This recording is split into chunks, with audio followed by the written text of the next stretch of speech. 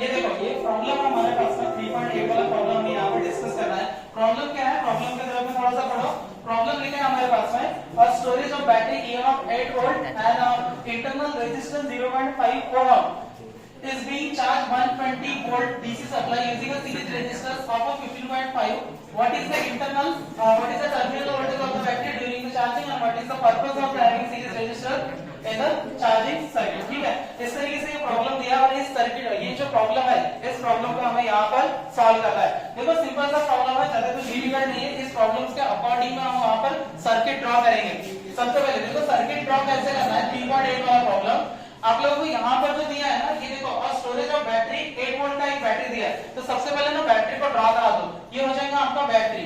ये बैटरी है हमारे पास में यहाँ पर 8 वोल्ट का और यहाँ पर एक इंटरनल रेजिस्टेंस दिया है। इस तरीके से एक इंटरनल रेजिस्टेंस कितना दिया है 0.5 ओम। तो यहाँ पर हम लिख देंगे 0.5 ओम लिख दिया। उसके बाद में देखो क्या लिखा है, being a charge by 120 volt DC supply. तो यहाँ पर एक सप्लाई जो दिया है और आगे देखो आगे बढ़ो सप्लाई की सीरीज रेजिस्टर्स। ये सीरीज रेजिस्टर्स 15.5 ओम सीरीज में लगा है। इसका मतलब ये कैसा कनेक्टेड है आपका सीरीज में कनेक्टेड है। तो सीरीज में कनेक्टेड है ना, हम यहाँ पर ना ऐसा बैटरी बना देते हैं इस तरीके से। ये मैं यहाँ पर बैटरी बना दूंगा और इसी को यहाँ पर एक इसका एक इंटरनल रेजिस्टेंस और ये यहाँ पर बन गया इसका सीरीज कॉम्बिनेशन की तरफ। ये रेजिस्टर्स जैसे आप लोग को दिख रहा है ना, ये सीरीज कॉम्बिनेशन में ऐसा हम आगे की ओर बनाने से अच्छा ये ऐसा सीधा हमने बना दिया। अब यहाँ पर उसका यहाँ पर ये 120 वोल्ट का यहाँ पर बैटरी है और इसका जो इंटरनल रेजिस्टेंस है वो कितना दिया है 50.5 ओम दिया है। ठीक है, करंट का डायरेक्शन देखो, करंट किधर से आएगा पॉजिटिव नेगेटिव, यहाँ से करंट निकलेगा। जब करंट निकलेगा तो इस तरीके से मैंने एक प्रॉब्लम लास्ट क्लास में आप लोगों से करवाया था। ठीक है, याद अगर होगा तो बॉयज में करवाए थे।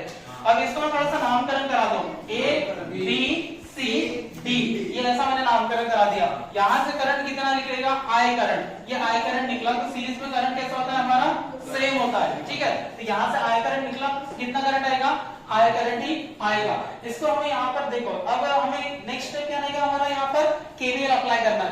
केवल किस तरीके से अप्लाई करोगे, यहाँ पर सबसे पहले लूप देख लो। लूप कौन सा है हमारे पास में, लूप कोई भी ले सकते हो, कैसा भी ले सकते हो, ABCDA, जहां से निकले वहीं पर जाके एंड करना है आपको, जहां से शुरुआत हुई वहीं पर खत्म करना है। अब यहाँ पर लूप लगा दो। ये देखो ये बैटरी कौन सा है, ये इसका पॉजिटिव, ये क्या है यहाँ पर नेगेटिव। यहाँ से जा रहे हो जंक्शन को क्रॉस करो, क्या मिलेगा नेगेटिव। तो यहाँ पर हम क्या लिखेंगे -8 वोल्ट का बैटरी। उसके बाद में करंट कितना है I करंट के डायरेक्शन से जा रहा हूँ, साइन कौन सा आएगा मेरा माइनस साइन आएगा। उसके बाद में यहाँ पर देखो करंट कितना है 0.5 ओम का रेजिस्टेंस है, करंट यहाँ पर I1 है। अब उसके बाद में आगे बढ़ो, आगे बढ़ने के बाद में यहाँ पर आप जाओगे, कुछ है क्या नहीं है। यहाँ पर देखो यहाँ पर रेजिस्टेंस और करंट मिल रहा है। डायरेक्शन कैसा है कन्वेंशनल करंट का डायरेक्शन, और हम भी कन्वेंशनल करंट के डायरेक्शन के हिसाब से जा रहे हैं। तो यहाँ पर हम लिख देंगे -15.5 इंटू यहाँ पर करंट कितना आएगा I।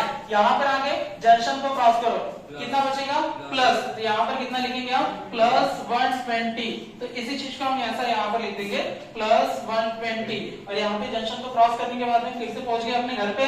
तो यहाँ पर हम क्या लिखेंगे =0 लिख देंगे। सॉल्व करते आएगा सभी लोगों को, इजीली सॉल्व करा सकता हूँ। यहाँ पर कितना आएगा, ये जैसे यहाँ पर हमने लिख दिया -8 -0.5 I, और यहाँ पर अगर देखोगे तो ये कितना है 15 I और ये देखो 0.5 है।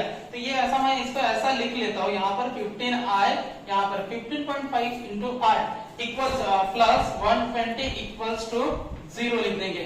अब यहाँ पर देखो 0.5 और 15.5 I, 0.5 माइनस 15.5 कितना हो जाता है 59। कितना हो जाएगा 59 होगा।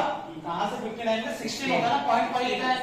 ठीक है, कुछ भी यहाँ पर देखो -8 और इसके बाद में यहाँ पर क्या बचेगा -16I। यहाँ पर हम लिख देंगे -16I लिख देंगे। उसके बाद में कितना आएगा +120 इक्वल्स टू हमने लिख दिया यहाँ पर 0।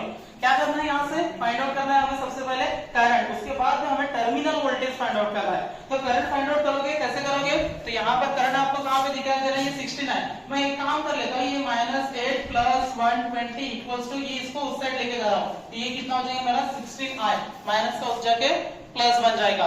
अब यहाँ पर कितना हो जाएगा ये बोलो 120 -8 120 -8 बोलो 112 112 16i। अब यहाँ से i का वैल्यू निकालना है, मतलब कितना हो जाएगा 112 डिवाइडेड बाय 16।